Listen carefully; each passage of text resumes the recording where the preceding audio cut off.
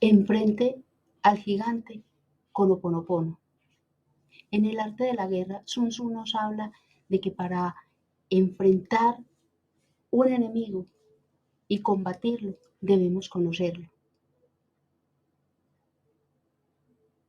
Pero ¿cuál es ese enemigo que nosotros tenemos, que debemos conocer y que debemos enfrentar? Hoy quiero hablarte de un tema muy apasionante para mí, como es el ego. Mi nombre es María Amparo Vélez y quiero decirte que el ego, o del ego se habla mucho de forma muy abierta, muy etérea, pero de forma concisa muy pocas personas hablan. El ego es un estado mental ilusorio de conciencia, donde la persona se siente más que otros, donde la persona se divide a sí misma, se divide de su ser y se divide de su propia divinidad. ¿Por qué pasa esto? Porque esto sucede en tres momentos muy importantes en la vida del ser humano, que surgen desde que nosotros nacemos y muchas veces desde antes de nacer y se va perpetuando en la vida del ser humano. El primero es a través de los traumas. Y el trauma más importante que tiene el ser humano es el trauma del nacimiento. ¿Por qué? Porque ahí siente esa separación de mamá, que era quien le proveía todos sus deseos, todas sus necesidades básicas, sin que él tuviera necesidad de pedirlas. El segundo es a través de los miedos, de esos miedos que siente ese bebé al estar ya en el exterior, al sentir frío y no saber cómo decirle mamá, al sentir hambre y solamente poder llorar, y que muchas veces no interpretan ese llanto como hambre, sino como otras cosas. Y también la falta de la satisfacción de esas necesidades básicas que el ser humano siempre trae consigo. Y esas necesidades básicas también se van perpetuando en el tiempo. De ahí surgen las expectativas. Y por eso el ego cada vez va creciendo. Porque necesitamos protegernos. Y esa es la función principal del ego, protegernos. Por eso esa burbuja del ego cada vez va creciendo más. Para tenernos a salvo. Para que esos traumas que se nos produjeron desde antes o durante el nacimiento y a partir de la vida, de todo el trayecto de la vida, se queden ahí, chiquiticos, lo más chiquiticos posibles, y no se vayan acrecentando. Por eso el ego siempre tiende a satisfacer las necesidades de los otros, para que me vean bien, para que me quieran, aunque se sienta una víctima. Porque muchas veces las personas que son complacientes con nosotros se sienten esas víctimas por esa necesidad de sentirse queridos, protegidos, cuidados. Se sienten víctimas de la vida y de las circunstancias.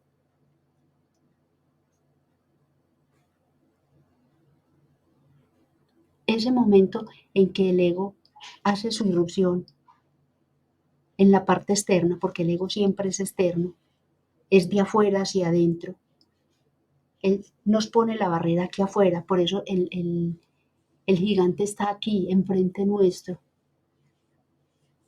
¿Y por qué no lo vemos? Y los otros sí lo ven. Porque nos da miedo. Nos da miedo hacerle frente a todas las situaciones retantes que nos va presentando la vida. Porque se ha hecho tan cercano a nosotros que se vuelve tan familiar que lo ignoramos. Cuando nosotros tenemos ese gigante ahí enfrente y lo empezamos a conocer de a poquito, empezamos a mirar las cosas que nos dicen los demás. Y nos empezamos a autoobservar, que es a lo que nos invita el Ho'oponopono. A mirar de dónde nos va surgiendo todas estas actuaciones del ego, si nos surge desde un trauma, desde un miedo o desde una necesidad insatisfecha. Nosotros vamos a saber cómo le vamos a hacer frente Y ahí viene la solución, esa solución maravillosa que nos propone el Ho'oponopono, que es hacernos el 100% responsables de nuestra vida. Cuando tú te haces el 100% responsable de tu vida, esa víctima desaparece, porque ya no tiene necesidad de mostrarse como no es frente a otra persona para ser aceptado, para ser querido. Es mejor no encajar, pero sentirte en paz, en tranquilidad y en armonía contigo mismo, porque ese es el resultado que se produce cuando tú enfrentas cada uno de los retos que te va presentando la vida, y tu vida se va transformando en esa paz y en esa armonía, y te vas autosanando, porque esa es otra de las funciones del Ho Oponopono, que seas tú tu propio sanador. Cuando una persona te dice, digamos un amigo, te dice, estás cometiendo esta situación o este error muy seguido, agradécele y observa, autoobsérvate si es cierto. Si es así, corrígelo y síguele agradeciendo a esta persona. Pero si nadie te dice nada y tú tampoco te observas, ese gigante va a seguir creciendo. Cuando una persona está disgustada contigo, te dice cómo te está viendo, cómo te estás proyectando hacia ella. Y ese es un momento muy importante para que tú tomes todas esas expresiones. Si te duelen, fue porque te identificaste con ellas y ahí hay ego. Si no te duelen y no te perturban, ahí no pasa nada. Pero de todas formas, escucha.